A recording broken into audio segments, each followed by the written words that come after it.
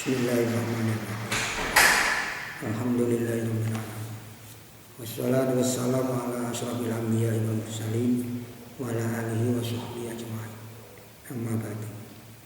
Anak sekalian, mari kita belajar hadis yang ke 11 dari kitab nikah. Bismillahirrahmanirrahim. Wa an Amir bin Abdullah ibn Zubair. An cerita saking Amir bin Abdullah bin Az-Zubair an abihi saking bapak Amir radhiyallahu anhu anna Rasulullah sallallahu alaihi wasallam walai ngendika sinten Rasulullah alinu nikah ing pangendikan alinu nikah alinu lahirati sira kabeh lahirno sira kabeh nikah nikah rawan cerita dari hadis Ahmadu sapa Imam Muhammad wa sahihal bila sahih hadis al hakim sapa Imam Hakim sabda Nabi lahirkanlah pernikahan itu. Jadi iklan itu kebalikannya al-isra. Jadi bagaimanapun ya memang baik iklan dilahirkan. Sebab kalau sampai isra disamarkan itu malah terjadi suudzon, terjadi fitnah. Jadi tetap baik seperti hasil Nabi ini iklan nikah. Ini hadis yang singkat.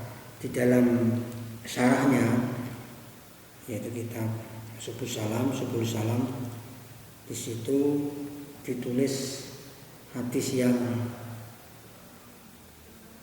panjang. Kalimatnya seperti ini. A'linu hadan nikah. A'linu nglairno sira kabeh hadan nikah iki nikah. Jadi seperti tadi. Wa ja'aluhu lan dadekno sira kabeh hu ing nikah fil masajidin dalam pira-pira masjid. Jadi akarnya di Mesir gitu. Terus wa diribu lan mukula sira kabeh ali ngatasi nikah bitufufi kelawan pira-pira terbang. Jadi dalam rangka melahirkan ini diperintah untuk menabuh terbang. Wal yulim ahadukum wal yulim becik gawe walimahan ahadukum sapa salah siji sira kabeh walau bisa teng alis senajan kelawan wedhus siji. Jadi ada perintah walimahan dimakan-makan dalam rangka kegembiraan pernikahan itu. Faidah khotoba mongko nalikane ngelamar ahadukum sapa salah siji sira kabeh imra'atan ing wong wadon maka khotbah hale teman-teman macari sapa hatukum paling kelimha maka becik ala ngerti sapa hatukum ing imra'ah la yahurruha janibu sapa hatukum ing imra'ah. Jadi ketika kamu katakanlah seperti itu melamar perempuan atau nontonin perempuan itu kalau sampai rambutnya disemir hitam ya harus bilang apa adanya atau mbak dik atau bilang pada bapaknya kalau rambut saya ini saya semir hitam, makanya nampak muda, nampak gagah seperti itu. Jadi harus berkata apa adanya, jujur.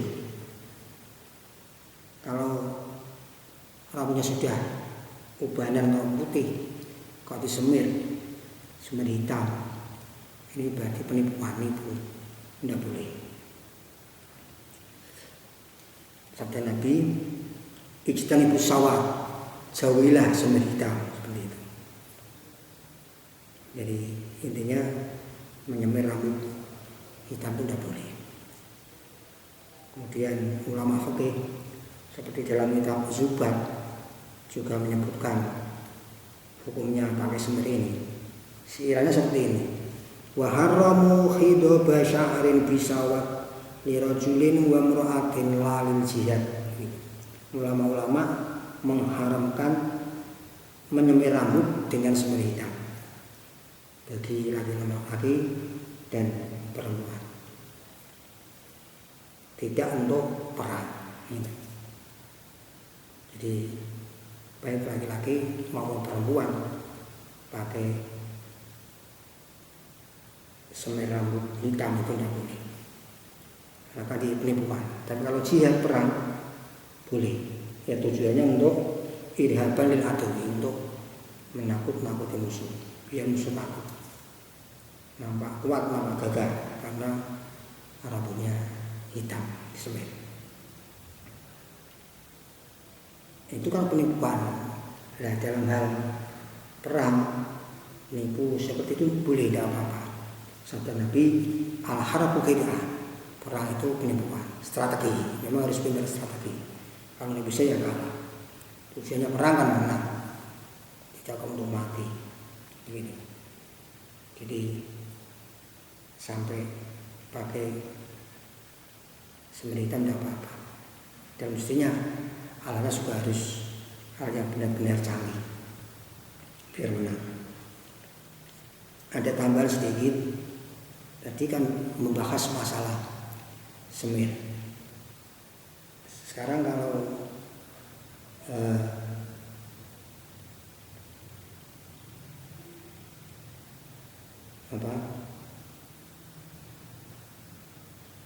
tangannya ya, laki-laki atau kakinya laki-laki,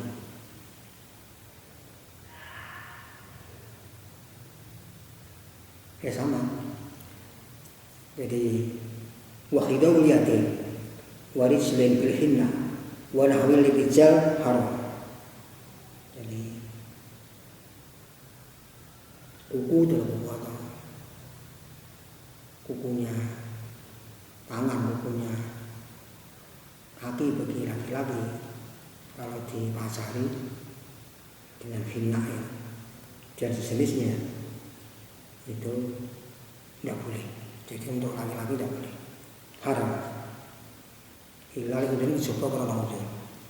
Tapi untuk perempuan wayusanu lil mar'ati mutlaqan. Kalau mencari tangan dan kaki, mencari kuku tangan dan kaki bagi perempuan itu boleh secara mutlak, disunatkan bahkan disunatkan. Jadi di sini agak longgar karena perempuan diperbolehkan pakai pacar tangan dan pacar kaki. Kalau semir tadi, semir hitam baik laki-laki maupun perempuan tidak boleh, punya haram, kecuali kalau untuk jihad.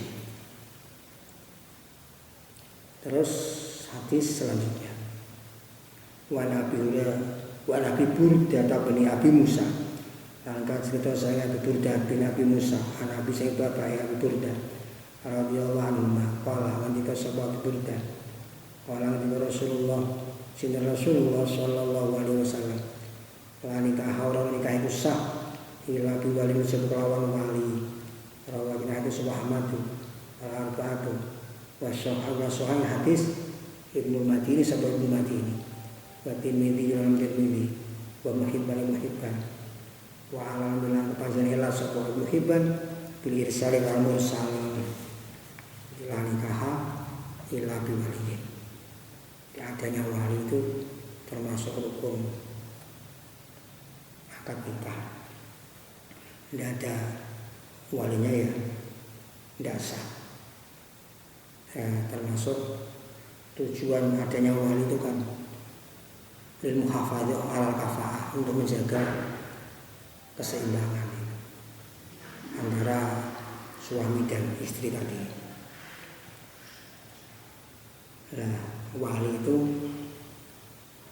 yang paling utama itu adalah bapaknya perempuan. Jadi yang betul wali kan perempuan. Wali itu nanti banyak, cuma yang paling utama, yang paling pokok itu adalah al-abu, seperti dalam kitab Takrib diterangkan awal wulati al-abu itu. Yang pertama adalah bapak. Sumajadu.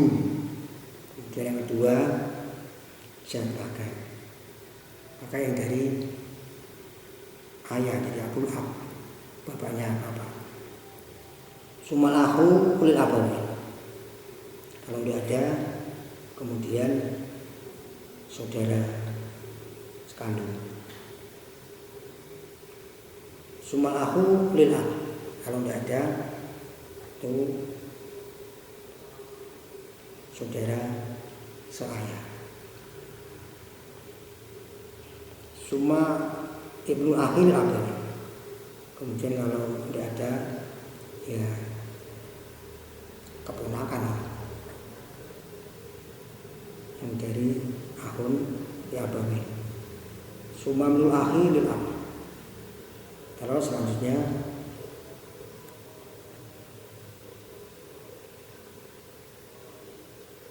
anak laki-laki dari ahun dia. Jadi sama keponakan, cuma dari ahun dia. Terus kalau tidak ada baru menuju yang tua ini. Sumal am lil abawi, paman. Paman itu saudara laki-lakinya bapak. Sumal am lil ab, kemudian am yang seayah. Suma ibnu am lil abawi, kemudian anaknya ibnu am lil abawi, jadi misanan. Suma ibnu am lil ab, kemudian ibnu am lil ab. Suma mutiku muli wongka merdeka. Di sini tidak ada. Suma sultanu muli raja atau hakim. Jadi kalau semuanya tidak ada, itu nanti hakim.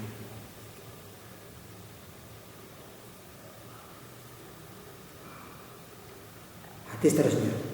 Wa an Aisyah radhiyallahu anha qala Rasulullah sallallahu alaihi wasallam ayyuma mar'atin ing pangandikan ayyuma mar'atin utawi ndine wong wadon nakahat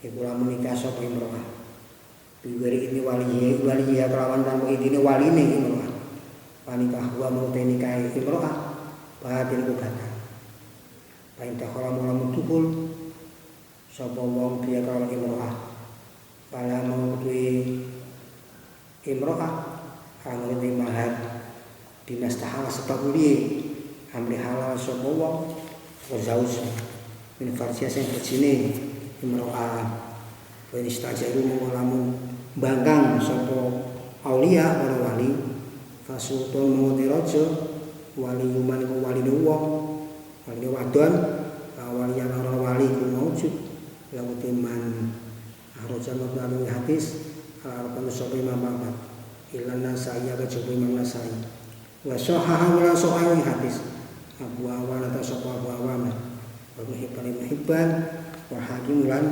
Imam Hakim. Jadi intinya itu tadi perempuan kawin harus ada walinya gitu. Kalau tidak ada walinya ya sultan atau hakim ini. Nah, mungkin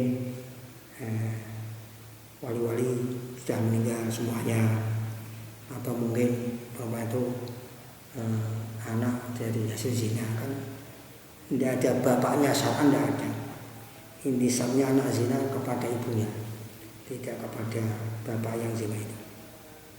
Ya, nanti kalau kawin yang menikahkan yang malah ini ya sultan atau hakim itu. Nah, terus di dalam fikih ada keterangan fa in adulal waliyu zawaja sultan. Kalau memang wali itu tidak mau mengawinkan, tidak mau jadi wali, gimana? Iya, yang mengangkat sultan. Jadi walinya ada, bapaknya ada, tapi bapaknya tidak mau sebagai wali. Itu nanti yang mengawinkan adalah sultan atau atau hakim. Tetapi ada syaratnya, tidak semudah itu. Jadi ada syaratnya. Jadi ketika perempuan itu dilamar atau dapat jodoh yang kufu, yang imbang gitu, kok kemudian walinya tidak mau, tidak bersedia jadi wali, tidak mau malin, dan nanti yang malin itu hakim. Nah, keseimbangan itu dalam hal apa? Kafa'ah itu dalam hal apa? Dalam fikih diterangkan kafa'ah yang mutabarah, keseimbangan yang diperhitungkan, maksudnya itu ada 5. Nah, kafa'ah ini tidak kok menjadikan nikah tidak saja seperti itu, cuma 5 perkara ini nanti itu diperhitungkan dalam pernikahan, sehingga umpama tadi perempuan dapat jodoh yang kafa'ah, kok ayahnya tidak mau jadi wali, ya nanti yang wali itu hakim. Pertama-tama satu yaitu hurrah, jadi perempuan yang merdeka, kafahnya seimbangnya ya dengan yang laki-laki hurun yang merdeka. Yang kedua, perempuan yang sholihah, kufunya atau kafahnya ya dengan yang soleh, laki-laki yang soleh. Atau kata lain itu afifah ya dengan afif begitu. Kemudian yang ketiga, perempuan yang nasibah, ya cocoknya dengan yang nasib. Jadi perempuan yang syarifah lah katakan. Itu Rasul itu yang perempuan, dapatnya yang Habib itu. Itu nasibah, dapatnya ya nasib. Orang yang punya nasab mulia ya dapatnya yang nasab mulia. Kemudian yang keempat, perempuan itu kok salimah, ya, salimah min khirfatin daniyah, wanita yang perempuan yang selamat dari pekerjaan yang rendah, ya cocoknya dengan yang salim, laki-laki yang selamat dari pekerjaan yang rendah, atau anaknya orang yang pekerjaannya tidak rendah. Jadi contohnya bintu tajir, ya, anak perempuannya pedagang, kufunya ya ibnu tajir gitu. Anak laki-laki dari pedagang. Kemudian yang kelima, perempuan tadi salimah min nikahin. Jadi perempuan ini selamat dari cacatnya nikah, cacat yang boleh khiyar dalam nikah. Ya pasnya cocoknya dengan yang salim min nikahin, laki-laki yang selamat dari cacat nikah. Jadi cacat nikah itu kan satu, junun, gila, judam, sakit lepra, baros, apa itu, sakit belang atau kanker kulit, ada rotak, bundu daging, koron, bundu balung, jab, itu potong, putus, ya, untuk laki-laki ini unah yang muteng. Jadi kalau si perempuan sehat, ya yang laki-laki cocoknya sehat seperti cacat-cacat tadi. Jadi 5 perkara ini itu merupakan kafa'ah yang diperhitungkan dalam pernikahan. Adapun masalah kekayaan, masalah kecantikan, ketampanan, masalah kebodohan dan kepintaran tidak, tapi itu diperhitungkan begitu. Jadi sekali lagi, kalau memang perempuan ini dapat jodoh yang kafa'ah, yang kufu, yang imbang, kok walinya tidak mau menikahkan, nanti yang menikahkan adalah hakim. Nanti nikahnya sah. Tetapi nikah seperti ini bahaya. Kenapa? Karena berarti orang tuanya atau walinya tidak setuju atau tidak rela. Jadi memang harus hati-hati. Kan sabda Nabi seperti itu. Ridallah fi ridal walidain. Suhtullah fi suhtil walidain. Jadi memang harus hati-hati. Ini kan membahas sah dan tidaknya gitu. Tidak membahas baik dan tidaknya. Nah, kalau bisa itu kita melaksanakan apa-apa itu ya benar ya, baik kalau begitu. Sah ya, baik kalau begitu. Keluarga ya setuju, semuanya mendoakan nanti mendapat kebahagiaan dunia dan akhirat. Sekian yang dapat saya sampaikan sebagai tugas hadis tadi.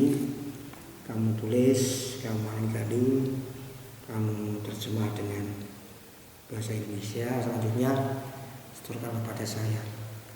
Wallahu a'lam bishawab. Sekian, wassalamualaikum warahmatullahi wabarakatuh.